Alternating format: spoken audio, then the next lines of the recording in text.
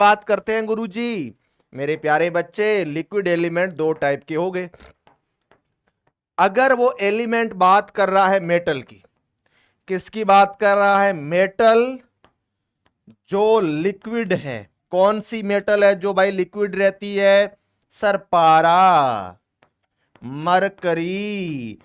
अब मेरे प्यारे बच्चे, मैं आपसे जानना चाहता हूं कि मरकरी कौन से ब्लॉक का एलिमेंट है। तुम्हें मरकरी पढ़ाया जाएगा, लेकिन तुम्हें यह नहीं बताया जाएगा कि मरकरी डी ब्लॉक का एलिमेंट है, वर्ग नंबर 12 का है, नॉन ट्रांजिशन एलिमेंट है, जीनी कनाडा होगा, सीएन। ये ट्रिक केवल विजय एजुकेशन में मिलती है।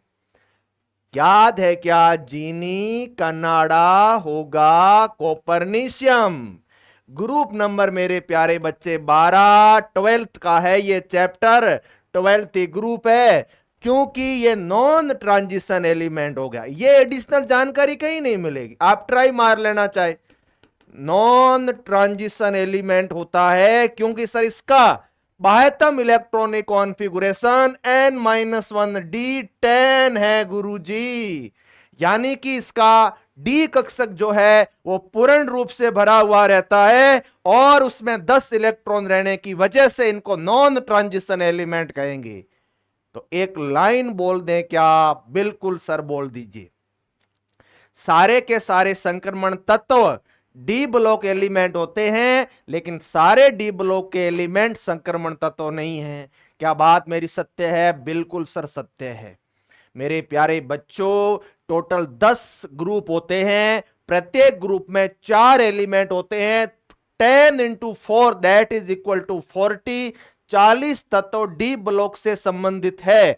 40 में से 36 एलिमेंट के जो तत्व होते हैं वो ट्रांजिशन है, 4 नॉन ट्रांजिशन के एलिमेंट है। लगे हाथ, लगे हाथ मेरे प्यारे बच्चों, स्कैंडियम ट्रांजिशन मेटल है, लेकिन वेरिएबल ऑक्सीडेशन स्टेट शो नहीं करता। जिंक नॉन ट्रांजिशन एलिमेंट है, वेरिएबल ऑक्सीडेशन स्टेट शो नहीं करता मेरे प्यारे बच्चों। और उसी तरीके से ऐसे एलिमेंट जिनमें कोई भी इलेक्ट्रॉन अगर डी में उपस्थित नहीं है तो वो कलरलेस होते हैं। क्यूप्रस जो होता है वो कलरलेस होता है, लेकिन क्यूप्रिक कलरफुल होता है। क्यूप्रिक कलरफुल होता है। इसका मतलब आप सभी को पता होना चाहिए कि अगर वो लिक्विड की बात कर रहा है और वह नॉन मेटल की बात कर रहा है तो पारा तो नहीं होगा, क्योंकि मरकरी जो होती है मेरे प्यारे बच्चों वो मेटल की कैटेगरी में चली जाएगी। अब मैं बात करता हूं सर नॉन मेटल की। अब अगर मैं बात करूं नॉन मेटल की तो वह हो जाएगी मेरे प्यारे बच्चों ब्रोमीन। ब्रोमीन नॉन मेटल की कैटेगरी में आ जाएगी। इसका मतलब जो राइट ऑप्शन सही होगा वह होगा सर सी, ब्रोमीन। और मेरे प्यारे प्यारे बच्चों, पीरियोडिक टेबल का ऐसा कौन सा ग्रुप है जिसमें भांति भांति के लोग रहते हैं? यानी कि सर एक तो गोकुलधाम सोसाइटी है जिसमें सारे परिवार रहते हैं, हर एक देश दुनिया के लोग हैं।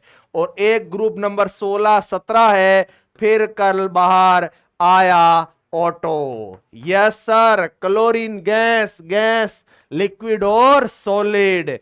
ग्रुप नंबर 17 का एलिमेंट होता है ये। ग्रुप नंबर 17 जिसको अपन लोग हेलोजन फैमिली कहते हैं जी।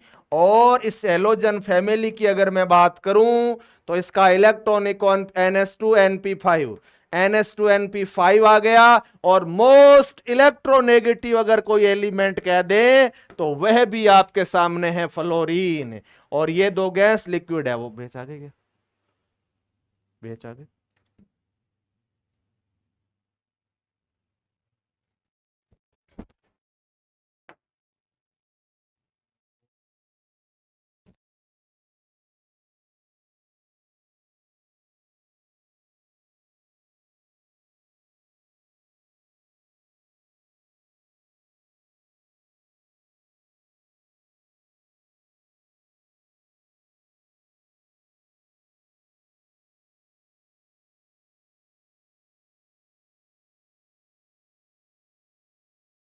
ठीक है बच्चों, तो आपको यह बात ध्यान रखनी पड़ेगी। यस स्टूडेंट, तो सर ये वाली बात अपन को ध्यान में रख लेनी है, बहुत ही ज्यादा इंपॉर्टेंट है। शाबाश। अब आप सभी से मैं बात करता हूं अगले कॉन्सेप्ट की। आप सभी बच्चे बिल्कुल तैयार रहना। आज की क्लास में पढ़ाया है, आज ही बच्चों आपको पढ़ाया गया है ये, यानी कि सर ए सॉल्यूशन कंटेन, यहां पर जो है वो 10 ग्राम, इसको क्रैक कर लेना। अगर किसी के पास में यूपीसी नेट की बुक है ना तो उसमें ये सही कर लेना, ये 109 नहीं है, 10 ग्राम यूरिया है, 500 ग्राम जल में घुली हुई है। तो सर मोलेलिटी क्या होगी? मोलेलिटी का फॉर्मूला, सारे बच्चे कॉपी और पेन निकाल लीजिएगा। अगर मैं मोलेलिटी की बात करूं तो मेरे प्यारे बच्चों W B upon sir M B student 1000 divided by W in gram, ये बात आप सभी को ध्यान रखनी पड़ेगी। डब्ल्यू क्या हो गया sir 10, molar mass urea, urea का होता है सर ये वाला, यूरिया होता है ये वाला, तो यूरिया का होता है सर मोलर मास नाइट्रोजन का 14, ऑक्सीजन का 2 प्लस कार्बन का 12 प्लस ऑक्सीजन का 16, तो ये हो गया 28, ठीक है ना। ये हो जाएगा सर 16, 32 प्लस 12 प्लस 16, ये अपने पास में कितना हो गया मेरे प्यारे बच्चों? 60 हो जाएगा। कितना हो जाएगा दोस्तों? 60 हो जाएगा अपने पास। कितना हो जाएगा बच्चों? 60 हो जाएगा। देखो 14 और 2 16, 16 और 16 32 प्लस ये 12 प्लस 16 कितना हो जाएगा बच्चों? 60 ग्राम है क्या यूरिया का मोलर मास? जरा मुझे बताना सारे बच्चे भाई। यस सर, बिल्कुल 60 ही है सर। 60 इंटू 1000, डब्ल्यू ए कितना है भैया? 500 ग्राम वाटर में इसको डिसोल्व कर दिया। हल्की सी क्वेश्चन की है बच्चों, ये कैलकुलेशन है सर। 2 इधर से इधर चला जाएगा तो 2 divided by 6, that means 1 divided by 3.33 answer will be right होगा। किसका सही है? ऑप्शन नंबर सी, 88% बच्चों का सही है, ठीक है ना।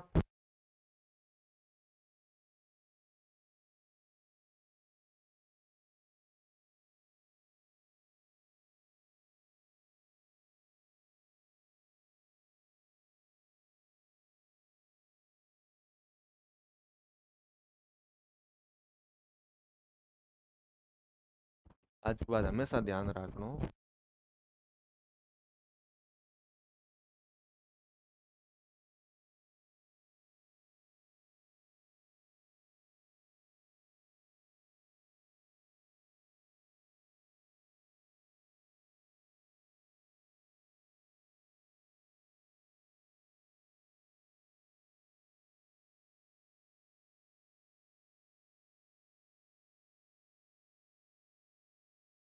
तो बिल्कुल प्यारे बच्चों, ये कौन सा ऑप्शन सही था अपना? सी विल बी राइट ऑप्शन।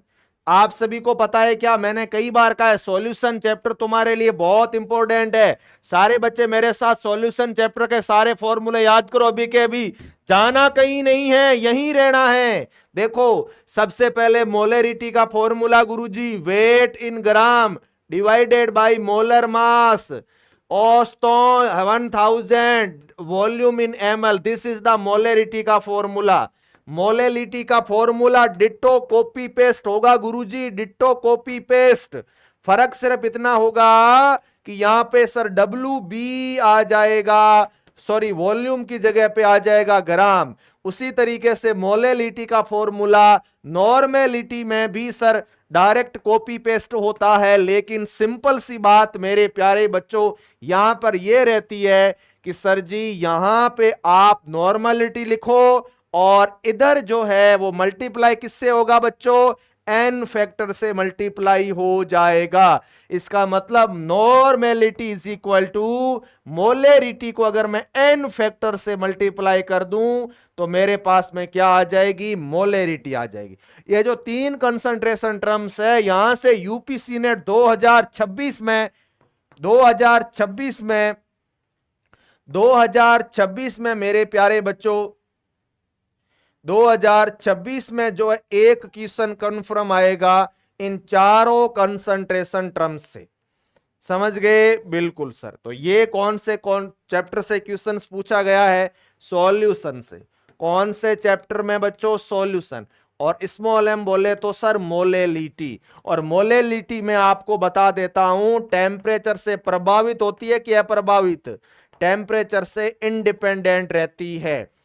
चलिए जी आगे बढ़ते हैं और बात करते हैं बहुत ही ज्यादा आसान क्वेश्चंस की। अगेन 12th से पूछा गया, 12th वाली केमिस्ट्री से बच्चों। क्या कहा है भैया इसने? इसने ये कहा है कि विद्युत रासायनिक सेल में कैथोड पर कौन सी अभिक्रिया संपन्न होती है? Which reaction takes place at the cathode in an electrochemical cell. Electrochemical cell में कैथोड पर कौन सी रिएक्शन होती है? इलेक्ट्रोकेमिकल सेल कह दो या मेरे प्यारे बच्चों में इलेक्ट्रोलाइटिक सेल कह दूं, पूरी इलेक्ट्रोकेमिस्ट्री की बात कर लेते हैं ना। तो प्यारे बच्चों डिस्कशन करते हैं रेडॉक्स रिएक्शन का। कौन सी रिएक्शन का दोस्तों? रेडॉक्स रिएक्शन का। रेडॉक्स रिएक्शन सर दो टाइप की होती है। एक होता है सर आपका ऑक्सीडेशन, यानी कि ऑक्सीडेशन का मतलब होता है इलेक्ट्रॉन का लॉस। और दूसरी रिएक्शन होती है सर अपने रिडक्शन। ऑक्सीडेशन होती है सर एनोड पे, एनोड ऑक्सीडेशन याद कर सकते हो। और कैथोड पे जो होती है वो होती है सर रिडक्शन। ऑक्सीडेशन में क्या होता है? इलेक्ट्रॉन का लॉस, इलेक्ट्रॉन को रिलीज किए जाते हैं। और रिडक्शन में मेरे प्यारे बच्चों इलेक्ट्रॉन गेन होते हैं। यस स्टूडेंट, बहुत ही बढ़िया। तो कौन सा ऑप्शन सही होगा? सारे बच्चे बोलो ऑप्शन ए, बी या सी। पोल आपने शायद पिछला है ना? Yes student. तो भाई साहब यहां पे हमारे बच्चे बी कैसे दे रहे हैं भाई? यहां पे हमारे बच्चे ए कैसे दे रहे हैं? कैथोड पे रिडक्शन होगा, एनोड पे ऑक्सीडेशन होगा। बच्चों ऐसा कैसे भाई?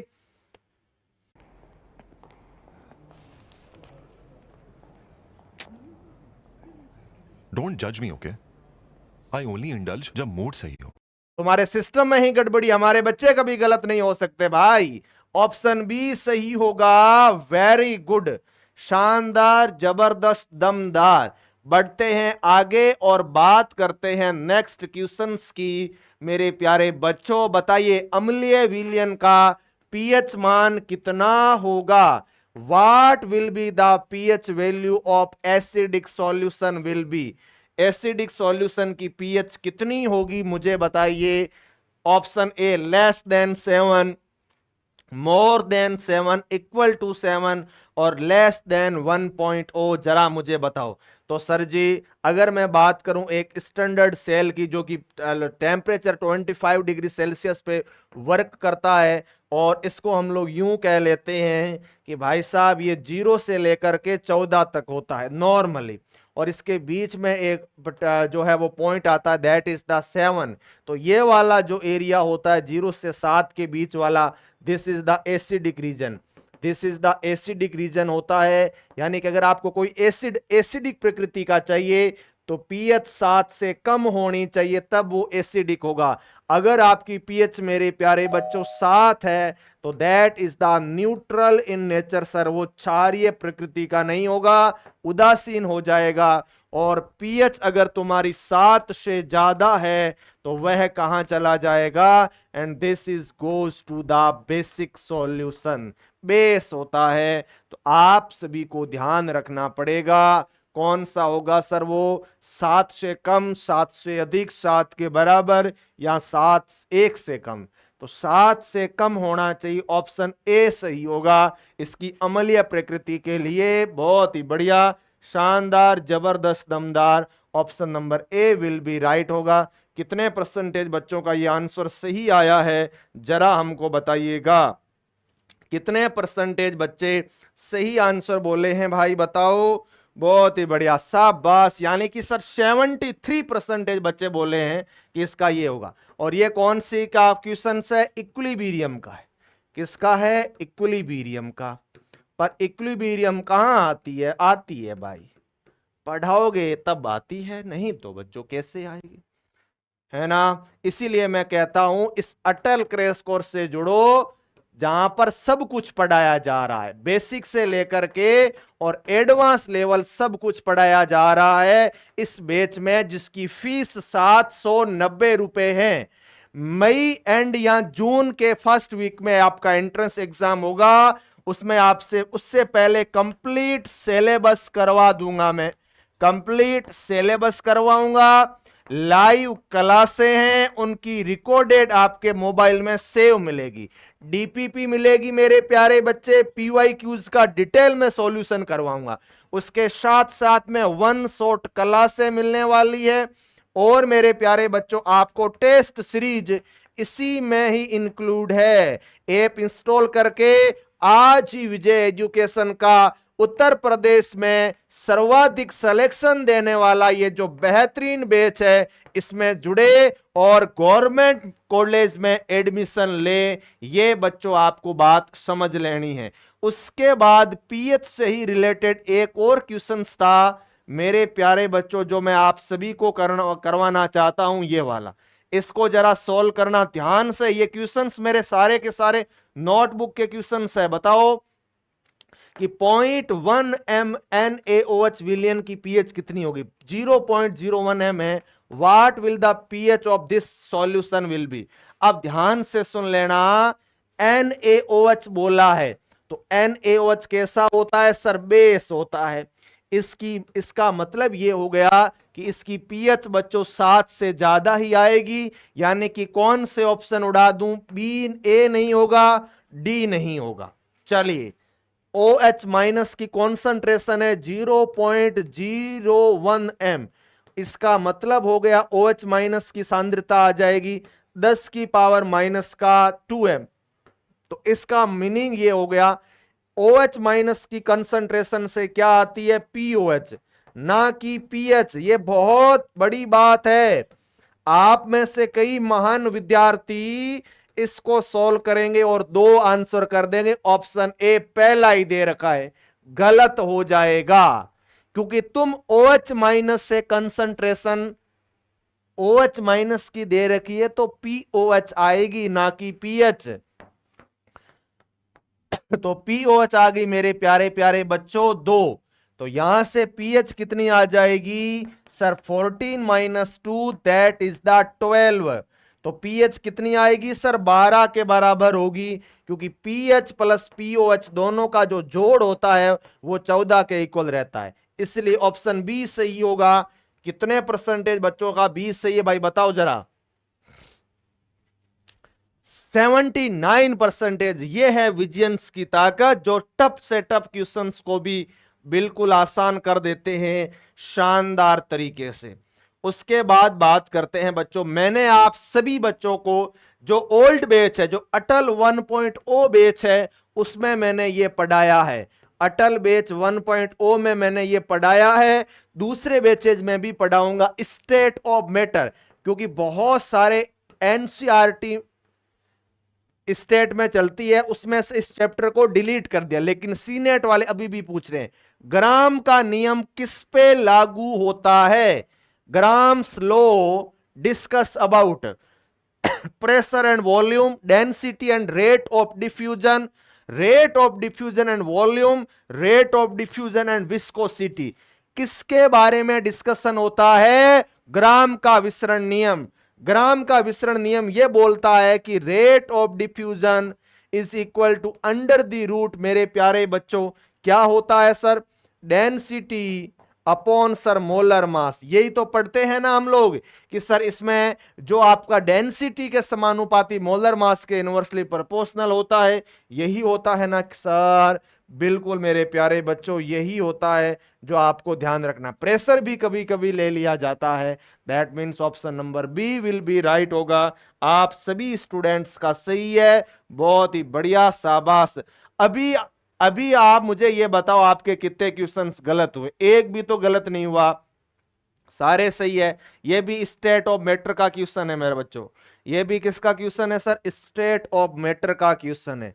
स्टेट ऑफ मैटर का क्वेश्चन है। मुझे ऐसा लग रहा है 20 क्वेश्चंस तो हो गए हैं, ठीक है ना? 20 क्वेश्चंस हो गए, 24 में से 20 क्वेश्चन सही है आपके। गैस का क्रांतिक तापमान क्या कहलाता है? क्रांतिक, what is the critical temperature of A gas? यानी कि सर वह तापमान जिस पर गैस को द्रवित किया जा सकता है, लेकिन उसके ऊपर कभी भी गैस को द्रवित नहीं किया जा सकता। चाहे कितना भी प्रेशर क्यों ना लगा ले, वह गैस कभी भी लिक्विफाई नहीं हो सकती। तो गैस लिक्विफाई किस टेम्परेचर पे होती है मेरे प्यारे बच्चों? वह होती है सर बॉयल टेम्परेचर पे, सॉरी क्रिटिकल टेम्परेचर पे, जिसको मैंने टीसी कहा है। कमेंट सेक्शन में सारे बच्चों से मैं टीसी की वैल्यू, पीसी की और वीसी की वैल्यू जानना चाहता हूं। क्या होती है इनकी वैल्यू, जरा मुझे बताइए। 8a अपॉन 27 RB, और इसकी होती है सर 3B। पीसी की वैल्यू आप सभी बच्चों को बतानी है। क्या होती है इनकी वैल्यू, आप सारे बच्चे कमेंट करके जरूर बताएंगे। तो ये भी स्टेट ऑफ मैटर का ही क्वेश्चन पूछा गया है ना। ज्यादातर तो मैंने करवा दी है मेरे प्यारे बच्चों। एक जो है वो सर रेडॉक्स का क्वेश्चन बच गया है उसको 20 क्वेश्चन हो गए बच्चों। अब मात्र के 304 क्वेश्चन और बचे हुए हैं, उनको भी फटाफट निपटा देते हैं दोस्तों मस्त तरीके से। ये जो रिएक्शन तुम्हें दे रखी है, इसमें अपचायक एजेंट क्या होता है, रिड्यूसिंग एजेंट क्या होगा, यह भी क्वेश्चन पूछा गया था आप सभी बच्चों से। तो आप मुझे यह बताएं रिड्यूसिंग एजेंट कौन होता है। तो रिड्यूसिंग एजेंट का मतलब क्या होता है, देखो ध्यान से सुन लेना। मैंने आपको कई बार बोला है कि रिड्यूसिंग एजेंट का मतलब होता है अपचायक। अपचायक का मतलब होता है खुद का ट्रिक समझना, खुद का ऑक्सीडेशन, खुद का ऑक्सीडेशन, सामने वाले का रिडक्शन। किसका ऑक्सीडेशन हुआ है, तो सर एल्यूमिनियम का क्या हो गया, ऑक्सीडेशन। इसकी ऑक्सीडेशन नंबर जो है वह गुरुजी इंक्रीज हो गई, और ये मेरा प्यारा रिड्यूस हो गया। तो इसको बोलेंगे अपन लोग ऑक्सीडाइजिंग, सॉरी रिड्यूसिंग एजेंट, इसको बोल देंगे ऑक्सीडाइजिंग एजेंट। तो एल्यूमिनियम +3 क्या होगा, रिड्यूसिंग एजेंट। किस किस का सही है, A options, A will be right answer रहेगा। ये बात आप सभी को ध्यान रखनी थी, ए विल बी राइट। चलिए जी बात करते हैं हम लोग अगले कॉन्सेप्ट की। और यहां पे ये क्वेश्चन कहां से पूछा है, रेडॉक्स वाले से। कितना आसान और बेहतरीन क्वेश्चन पूछा है। लेकिन आज आपको मैं एक ब्लूप्रिंट देना चाहता हूं कि तुम लोग अब जाग जाओ आप लोग जाग जाइएगा, क्योंकि पेपर के लेवल आसान नहीं आ रहे हैं आपको पढ़ना पड़ेगा अच्छे लेवल वाला। ये क्वेश्चंस बताओ कहां से आसान दिख रहा है। 10th क्लास में इतना बताया गया है कि अपचयन उसे कहते हैं जो H2 को ग्रहण करता है, ऑक्सीजन को लॉस करता है। यहां पे कहां ऑक्सीजन दिख रही है भाई साहब, बहुत अच्छा लेवल वाला क्वेश्चन है। तो इस पूरे पेपर में 5 से 6 क्वेश्चन नीट और जेई लेवल के पूछे गए हैं। नीट और जेई लेवल का कहने का मतलब है कि एम्स तक जाना है आपको, लेकिन बाकी क्वेश्चंस बड़े आसान है। अब बच्चा उन क्वेश्चनों को देखता है, जैसे आवर्त सारणी में कौन सा है, उनको देख के उससे लगता है कि पेपर तो बड़ा आसान आता है, आप सर इतना टफ क्यों पढ़ा रहे हो। लेकिन उसको अगर ये 4-5 क्वेश्चनों का दीदार करवाया जाए तो वही बच्चा वक्त बदल देगा, जज्बात बदल देगा और बोलेगा पढ़ाओ सर और पढ़ाओ। भाई केमिस्ट्री में यह है, बाकी सब्जेक्ट का हमको मालूम नहीं। यस मेरे प्यारे बच्चे आगे बढ़ते हैं। धोने के सोडे का रासायनिक सूत्र क्या होगा, what is the chemical formula of washing soda. धोने के सोडे का रासायनिक सूत्र क्या होगा, कैल्शियम ऑक्साइड, NaHCO3, Na2CO3.10H2O या मेरे प्यारे बच्चों NaO। जरा मुझे बताओ सारे के सारे स्टूडेंट।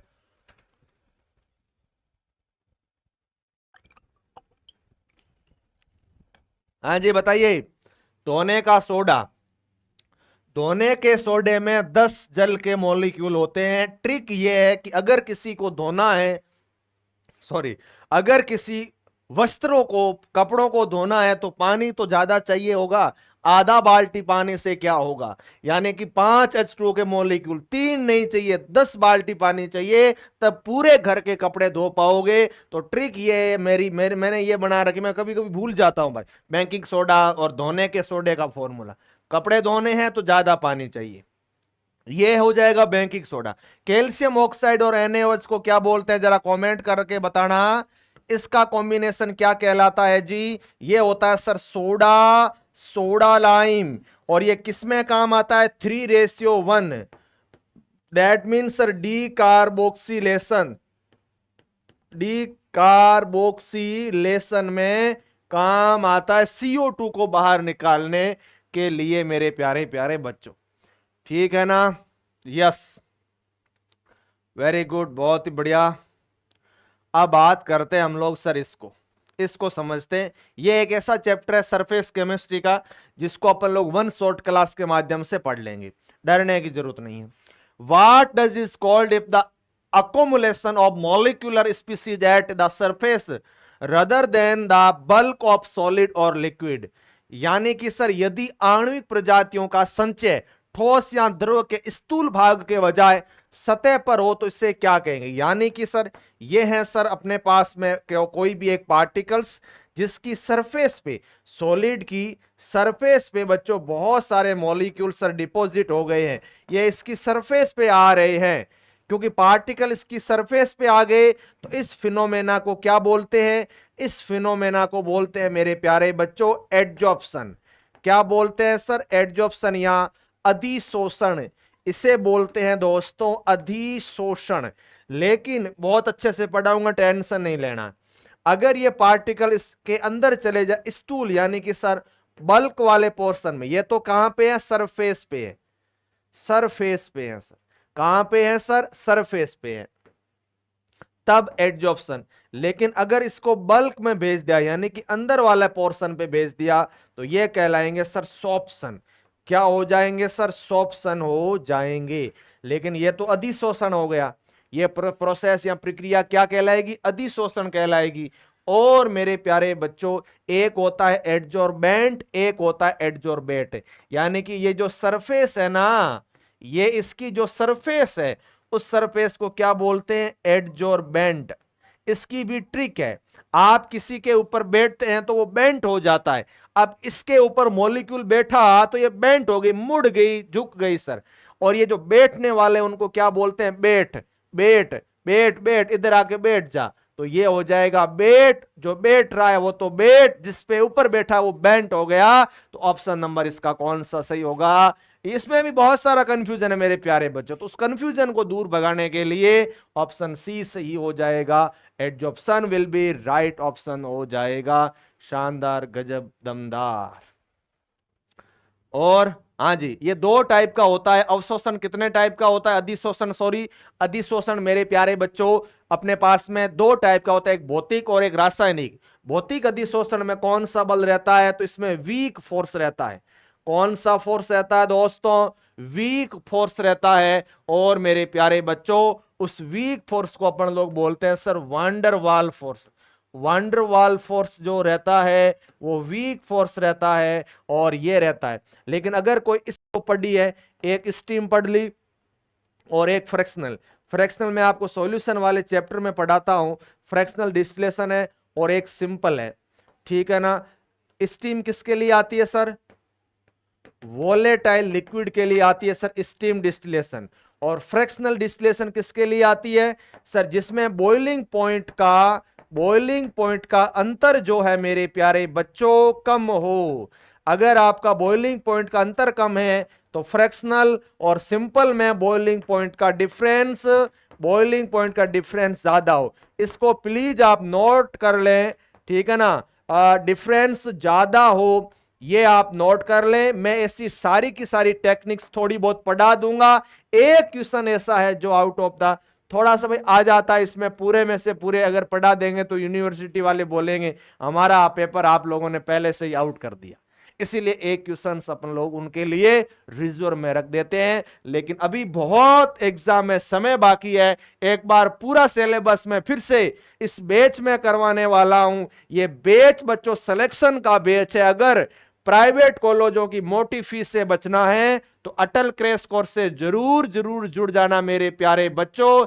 एक बार फिर बता देता हूं, यूपीसी नेट 2026 में क्वेश्चंस इन चैप्टर से आएगा, ना कि भौतिक और रासायनिक परिवर्तन से। Basic chemistry, atomic structure, periodic table, chemical bonding, thermo, redox और इक्विलिब्रियम मेरे प्यारे बच्चे मोस्ट वेटेज वाले चैप्टर मैंने सीक्वेंस में रखे हैं मेरे प्यारे बच्चे। उसके बाद state of matter solution, basic organic surface, chemical kinetics, electrochemistry और बायोमोलिक्यूल, ये 14 ऐसे चैप्टर हैं जो आप लोगों को 20 प्रश्न इस आने वाले पेपर में देंगे, ये मैं गारंटी के साथ में कह रहा हूं। अगर आपको पेपर में अच्छे नंबर लेने हैं तो 11th और 12th पढ़े बिना आप नहीं ले सकते। हां, मैं ये मानता हूं कि 10th की साइंस भी आपको पढ़नी चाहिए, बेसिक क्वेश्चंस भी करवाएंगे, वह भी पढ़ाएंगे, लेकिन बिना 11th 12th पढ़े हुए आप बच्चों पूरे में से पूरे नंबर नहीं ला सकते। ये मेरी बात आप सारे बच्चे जरूर जरूर समझ लीजिएगा। जिस तरीके से आज मैंने ये जो ब्लूप्रिंट यूपीसी नेट का दिया है, अब आप कमेंट करके मुझे बताना कि अगली क्लास जब भी होगी आप किस स्टेट का कौन से एंट्रेंस एग्जाम का चाहते हैं, उसी तरीके का पूरा डिटेल में बता दूंगा। ये चैप्टर जो लिखे हैं वो सीक्वेंस अकॉर्डिंग, वेटेज के अकॉर्डिंग मैंने लिखे हैं, इसीलिए आपको भी इसी अकॉर्डिंग पढ़ना पड़ेगा। अगर एक शानदार रैंक के साथ में आप सिलेक्शन लेना चाहते हैं इस पर्टिकुलर मेरे प्यारे बच्चों कौन से एंट्रेंस एग्जाम में, शानदार तरीके से ये जो अपना सी नेट का जो पेपर होगा उसमें अगर आप सेलेक्ट होना चाहते हैं इसी तरीके से मेहनत कीजिएगा। मेहनत गलत डायरेक्शन में नहीं होनी चाहिए, क्योंकि यह समय आपको वापस नहीं मिलेगा दोस्तों।